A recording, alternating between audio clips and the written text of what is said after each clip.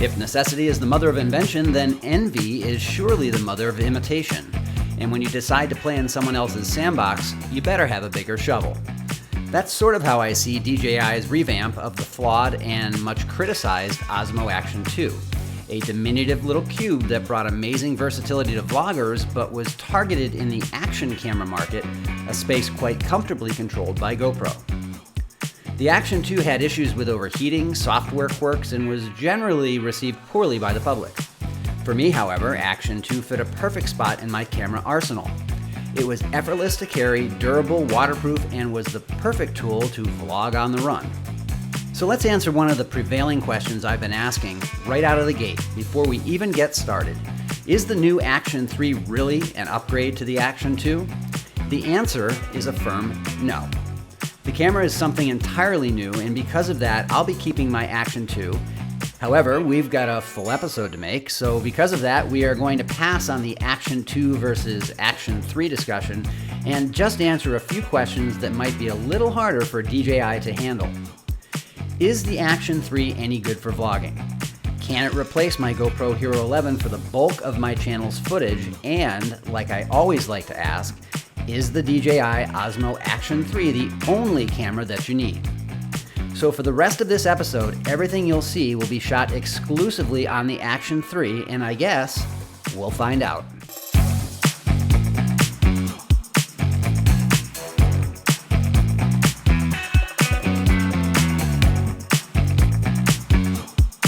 Okay, so we're headed to Huntington Beach, California today, and one of the things that we're going to need to figure out here is how this does as far as vlogging. Generally, I use just my GoPro Hero 11 action cameras suck in low light.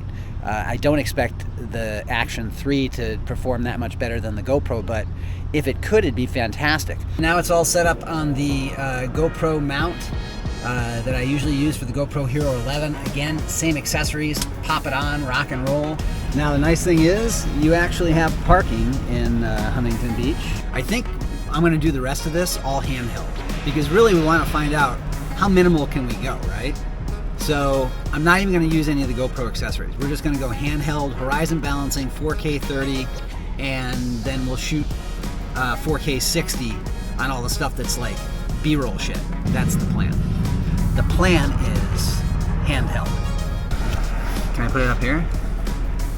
That looks dumb. This 155-degree field of view that this lens has looks like it's going to probably work okay handheld. And frankly, on this channel, one of the things that I want to find out all the time is what is the most minimalist you can go. Today we're finishing our tour of the beaches on the Pacific Coast Highway with a stop in Huntington Beach, California, and we've brought along the Action 3 as the only device.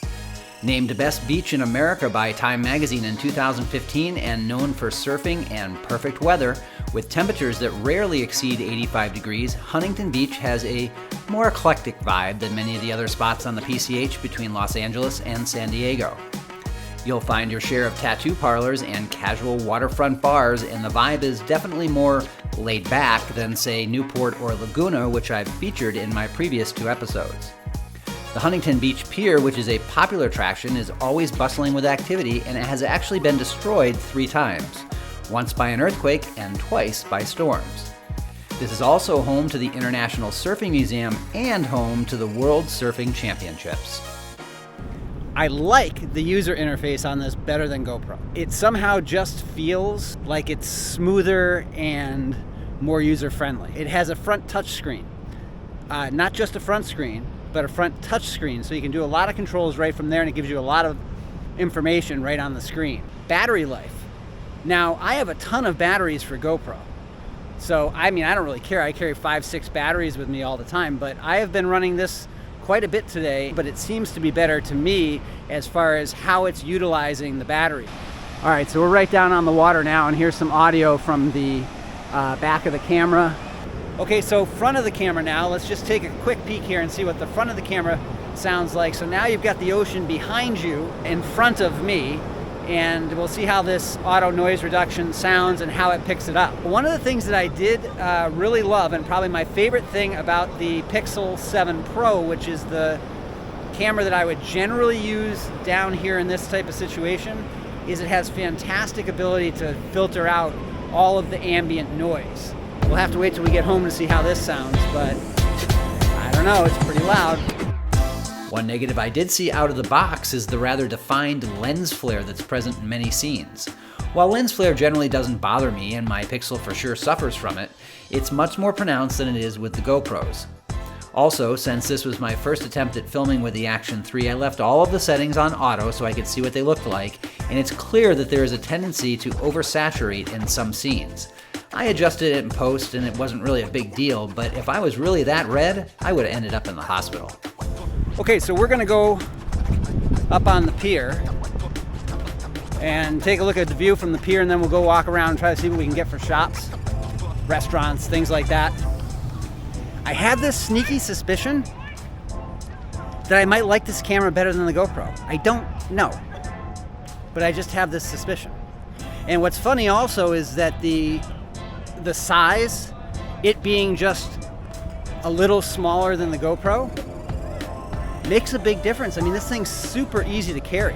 I don't know, we'll see after a couple drinks if I still have that same opinion. If you were one of those sad people holding out hope that maybe an action camera could really replace your phone as the only camera, I am here to say, no, it can't. Unless you never go inside or never see darkness like a vampire. Wait, no, the other way around.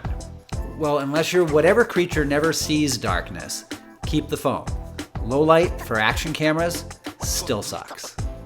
Still photography, on the other hand, is a different story, and I can say that almost everything I took with the Osmo Action 3 came out great. Never once did I need to grab my phone, and it seems like exposure, white balance, and all of the automatic settings do a fantastic job.